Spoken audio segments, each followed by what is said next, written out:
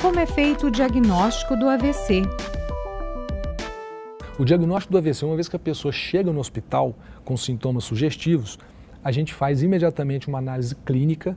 Existe um score, que é como se fosse um placar que você faz uma análise item a item e pontua, para saber se o déficit daquela pessoa é um déficit mais importante ou menos importante. E aí você faz um exame de imagem, fundamental fazer esse exame, que é a tomografia computadorizada do crânio.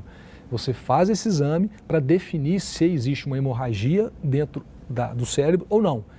Em não tendo hemorragia, você está diante de um AVC isquêmico, aquele que é o mais frequente, em torno de 80% dos casos. E aí, nesse sentido, você tendo esse diagnóstico, você consegue então propor o tratamento imediato de forma mais ideal. É possível prevenir o AVC? Sim, como eu falei, os fatores de risco principais para os AVCs, eles têm a ver com a contemporaneidade do ser humano, a vida sob o estresse, sob uma alimentação ruim, obesidade, sedentarismo, tabagismo, e aí níveis altos de pressão, alteração na glicose com diabetes, alteração de colesterol. Então, assim, todos esses fatores, que é o que acomete a população como um todo no mundo inteiro, em alguns países mais, outros menos, esses são os fatores, isso é o berço que vai propiciar o AVC surgir em algum momento. Então, a prevenção do AVC, ela é muito na prevenção de uma vida saudável, alimentando-se bem, fazendo atividade física regular, cuidando e gerindo o seu estresse, a forma que você responde aos fatores estressores de uma forma mais assertiva, menos impulsiva. E isso tem muito a ver com a capacidade de autoconhecimento, de evolução, para que você se torne uma pessoa menos reativa, menos impulsiva e que você consiga estar mais atenta àquilo que te estresse, como você pode trabalhar para evitar que esse estresse, que esse estímulo, na verdade, te faça tão mal ou não. Tá?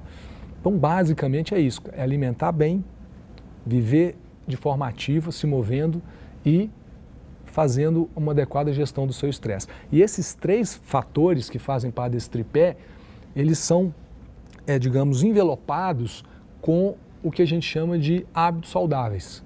Ou seja, é a pessoa criar, ou se não criar, mudar os hábitos de vida ruins dela, o cigarro, a bebida alcoólica em excesso, a obesidade, o sedentarismo, a alimentação inadequada, mudar isso aí para hábitos saudáveis. E esse processo de mudança de hábito que é o que vai girar e fazer uma engrenagem rodar para a pessoa sair do risco do AVC alto e do infarto também, que é parecido, para uma vida com um risco menor, onde ela vai ter esses fatores todos que a gente falou vão diminuir bastante.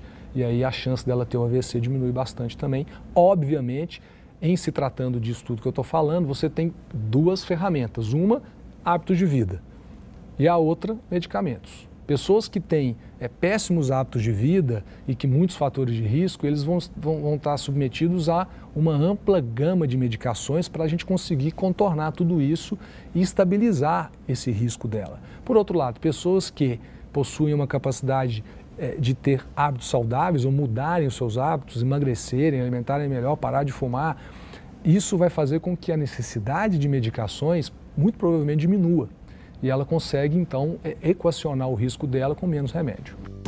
Uma pessoa pode ter mais de um AVC? Sim, todo mundo que já teve um acidente vascular, no caso cerebral, AVC, ou um infarto, que seria no coração, ela está sob o risco de ter outro.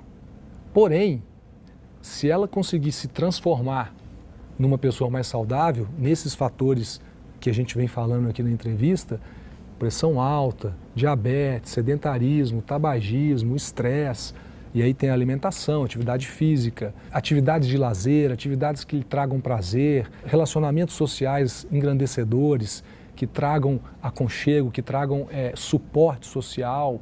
Então, enfim, tudo isso, se a pessoa trabalha muito isso aí, mesmo ela já tendo tido um infarto ou um AVC, ela pode diminuir absurdamente a chance dela ter outro. Obviamente, sempre falando na mudança de hábitos e nas medicações. Então, junto com as medicações que ela vai estar tomando, isso vai ser um fator importantíssimo de prevenção e, do outro lado, essa mudança de estilo de vida.